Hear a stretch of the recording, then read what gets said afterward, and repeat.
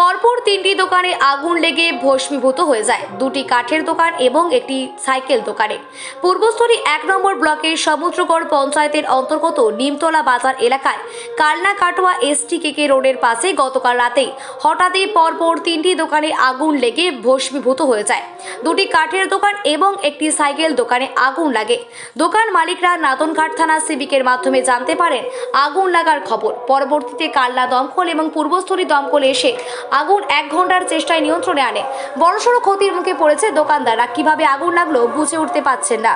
12টা সাড়ে 12টার সময় গিয়ে খবর দিল সিভিক পুলিশে যে এইভাবে আগুন ধরেছে, আপনারা আসেন।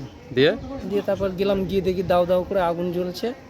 এবার হচ্ছে গিয়ে লোকারণ, এবার কিছু করতে পারছি না।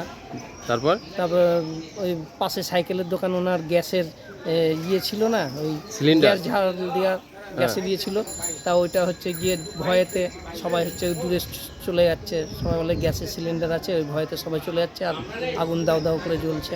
কিভাবে আগুন নিভলো? রাত্রি 12:30 হবে, তখন একটা 10-15 সময় ফায়ার ব্রিগেড এলো, এসে তারপরে একটা পূর্বস্থলীর থেকে একটা নবদ্বীপ থেকে।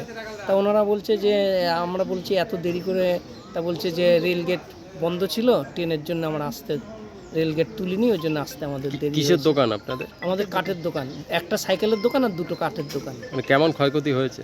ক্ষয়ক্ষতি মোটামুটি আমার পাশের আমার দাদারটা বেশি ক্ষতি হয়েছে। ওদের মেলার মাল ছিল, আমারও মেলার মাল ছিল, অনেক খাটফাট ছিল। আনুমানিক কত টাকার হবে তাও ক্ষতি?